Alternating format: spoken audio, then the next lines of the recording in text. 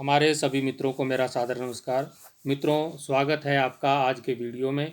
आज के वीडियो में हम उत्तराखंड राज्य की कक्षा 11 की हिंदी की सहायक पुस्तक संस्कृत प्रबोधिनी को लेकर उपस्थित हुए हैं।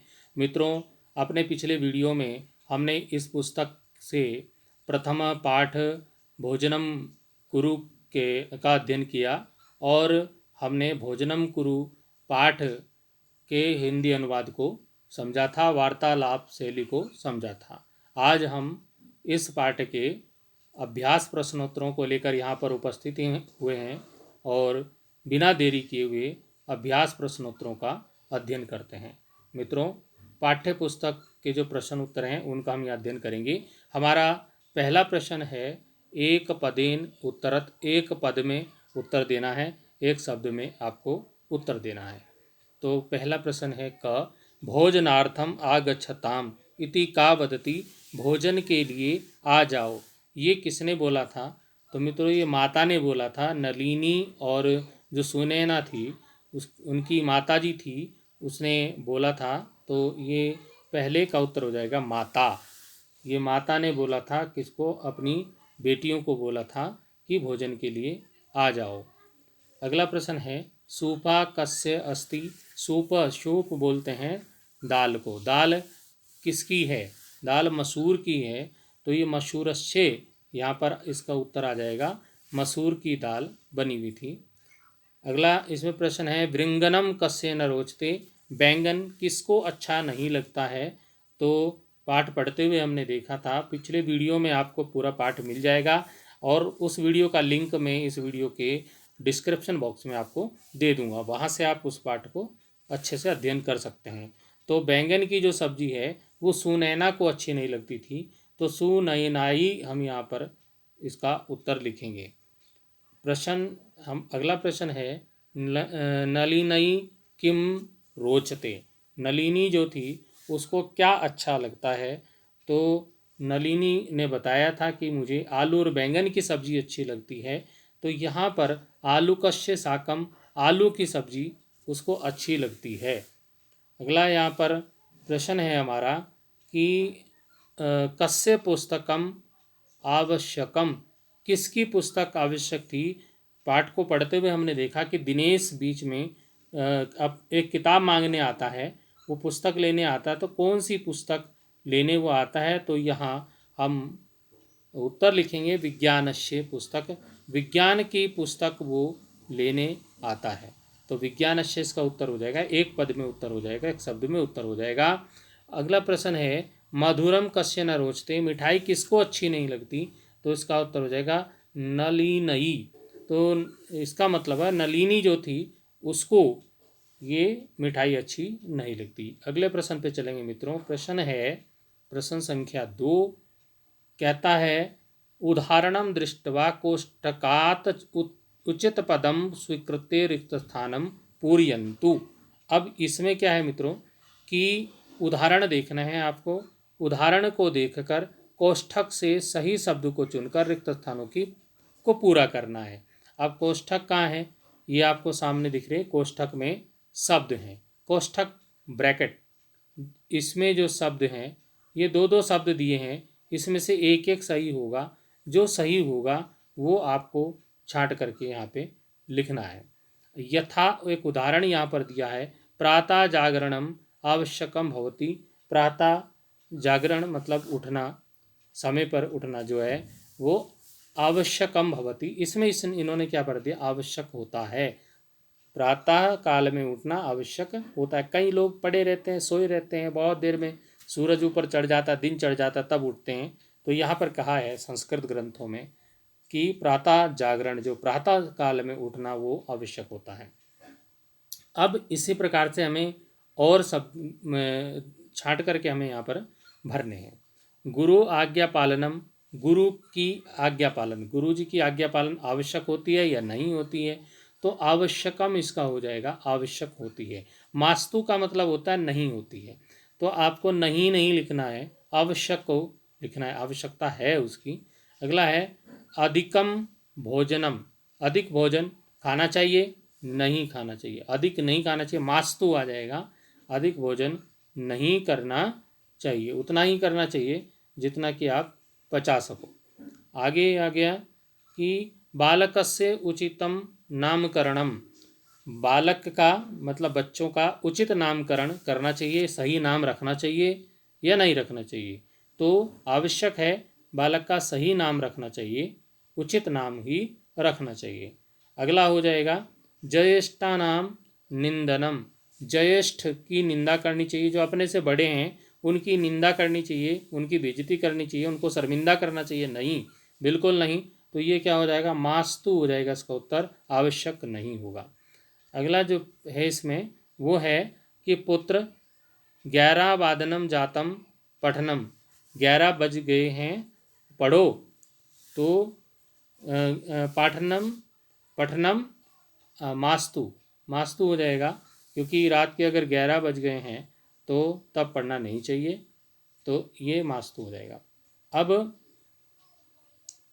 अगला है इसमें अधिक शयनम, अधिकम शयनम, अधिक सोना चाहिए क्या नहीं सोना चाहिए, तो मास्तु हो जाएगा, नहीं सोना चाहिए अधिक, कम सोना चाहिए ऐसा भी नहीं है, लेकिन जितना ज़रूरत है उतना सोना चाहिए।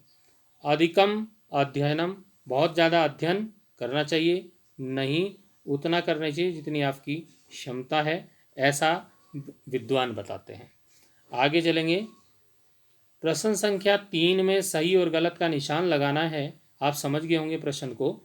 पाठ आधारेण, पाठ पर आधारित सत्यम सही का निशान, असत्यम गलत का जो निशान है वो चिन्ह जो है वह चिन्ही कुरुत, चिन्ह लगाना है, पाठ के आधार पर सही गलत को चिन्हित करना है। कहने का मतलब आप समझ गए होंगे। अब क है हमारे पास, क है भोजनम आवश्यकम, भोजन आवश्यक है, बिल्कुल सही बात है, सही लग जाएगा, भोजन आवश्यक है। निंदा आवश्यकी, किसी की निंदा करना, किसी की बेइज्जती करना आवश्यक नहीं है, गलत है। तो इस तरह से आप इसमें करेंगे। ग आ गया, ग में है अध्ययनम आवश्यकम, अध्ययन आवश्यक है, बिल्कुल, पढ़ाई के बिना वो संभव नहीं है। ज्येष्ठानाम सम्मानम करणीय, ज्येष्ठों का मतलब अपने बड़ों का सम्मान करना चाहिए, बिल्कुल सही बात है। पर निंदा ना आवश्यकी, दूसरों की निंदा आवश्यक नहीं है, बिल्कुल सही है। विनय आवश्यक, विनम्रता आवश्यक है, बिल्कुल सही है। तो इस प्रकार से यहाँ पर भी आप देख सकते हैं कि पहला सही है, दूसरा गलत है, उसके बाद सारे सही हैं। तो इस प्रकार से आपको क्या करना है, इनको सही गलत लगाना है। प्रश्न संख्या 4 पे चलेंगे मित्रों। प्रश्न संख्या 4 क्या कहता है हमें, अधोलिखित वस्तूनाम लिंगानुसारम आवश्यकः आवश्यकी आवश्यकम इति लिखन्तु। अब लिंग के अनुसार लिखना है कि 3 के तरह का इन्होंने दिया, आवश्यक है या आवश्यकी है या आवश्यकम है, 3 प्रकार के दिए हैं लिंग के अनुसार, मतलब पुल्लिंग स्त्रीलिंग नपुंसक लिंग, तीनों तरह के इन्होंने दिए हैं। तो अब इनको लिंग के अनुसार इनको लिखना है।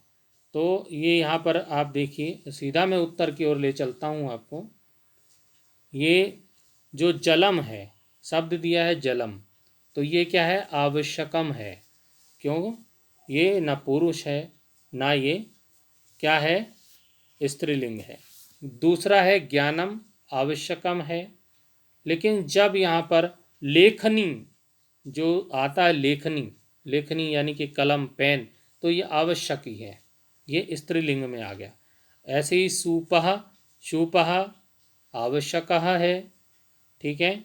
उसी प्रकार से रोटिका आवश्यकी है, नासिका आवश्यकी है, नेत्रम आवश्यकम है, ठीक है, और वृक्षखंडा आवश्यक है। तो इस प्रकार से इनके सामने आवश्यक, आवश्यकी और आवश्यकम लिखना है। ये आपको दिखाई दे रहा होगा, काले गाढ़ा काला आपको ये दिखाई दे रहा है, इसका मतलब है काले पेन से लिखित गया है। अगले प्रश्न की ओर चलेंगे। प्रश्न है अधोलिखित प्रश्नानाम, नीचे लिखे गए प्रश्नों की एक वाक्य उत्तराणी, एक वाक्य में उत्तर दीजिए। अभी जो पहले प्रश्न आया था मित्रों वो एक शब्द में उत्तर था, पहला जो प्रश्न था। अब था एक वाक्य बनाना है, नीचे लिखे गए प्रश्नों के एक वाक्य में उत्तर लिखिए। अब यहाँ पे प्रश्न है क प्रश्न की ओर चलते हैं। क प्रश्न है कि भोजने किम किम अस्ति, जो भोजन बनाया था माता जी ने, उसमें बालिकाओं ने पूछा था कि क्या क्या भोजन में क्या क्या बनाया है, तो माता ने उत्तर दिया था। तो वो उत्तर है, उत्तराणी में देखेंगे कि भोजने ओदनम, भोजन में भात है, रोटी है, साकम सब्जी है, मधुरम च अस्ति और मिठाई है। तो ये चीज़ें उसमें, ओदनम भात होता है, चावल, जिसको कुछ लोग चावल बोलते हैं, लेकिन गांव में पहाड़ों में भात बोलते हैं। अगले उसमें चलेंगे। प्रश्न है हमारा ख है साकम किम निर्मितम, सब्जी किस चीज़ की बनी हुई है। जो घर में सब्जी बनी थी, इस पाठ में आया था, बच्चों ने पूछा था, लड़कियों ने, कि किस चीज़ की सब्जी बनी है। तो माता ने उत्तर दिया था साकम आलूकम ब्रिंगनम मिश्रितम निर्मितम, सब्जी आलू बैंगन मिक्स बनी है, मतलब आलू बैंगन की मिक्स सब्जी बनाई गई है। अगला प्रश्न है हमारा कि दिनेश किमर्थम आगच्छत, दिनेश किस लिए आया था उनके घर। तो दिनेश आया था किताब लेने, पुस्तक लेने, और वो काहे की, विज्ञान की। तो ये उत्तर हो जाएगा दिनेशा विज्ञान पुस्तकम गृहीतुम आगच्छत, दिनेश विज्ञान की पुस्तक लेने के लिए आया था। अगले प्रश्न की ओर चलेंगे। प्रश्न है कि धन्यवादा इति उक्ते सति किम वक्तव्यम, धन्यवाद ये उक्ति जो है किसने जो है, इसका उत्तर जो उन्होंने क्या दिया था, जो धन्यवाद जो बोला था, धन्यवाद का उत्तर क्या हुआ था। तो धन्यवाद का जो उत्तर है, धन्यवाद इति उक्ते सति स्वागतम इति वक्तव्यम, स्वागत शब्द कहा था माता ने कि जो है स्वागत है, दिनेश आपका स्वागत है यहाँ पर।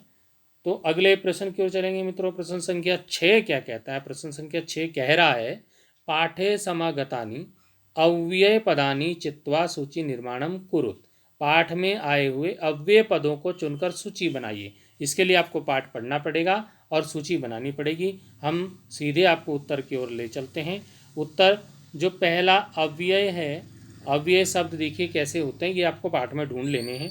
पहला है अद्य, दूसरा है तर्हि, तीसरा है अस्तु, चौथा है शीघ्रम, पांचवा है किंचित, और छठा है यतोहि, और सातवां है माँ। तो इस तरह से जो ये शब्द आते हैं कहीं भी किसी भी पाठ में, तो ये अव्यय शब्द हैं, और इन अव्ययों से हम पुस्तक में दिए गए पाठ में से ढूंढ सकते हैं। तो इस प्रकार मित्रों हमने ये जो संस्कृत प्रबोधिनी कक्षा 11 की पुस्तक है, इसके प्रथम पाठ के प्रश्न उत्तर हमने यहाँ पर जाने, और इसका अनुवाद हम पिछले वीडियो में कर चुके हैं।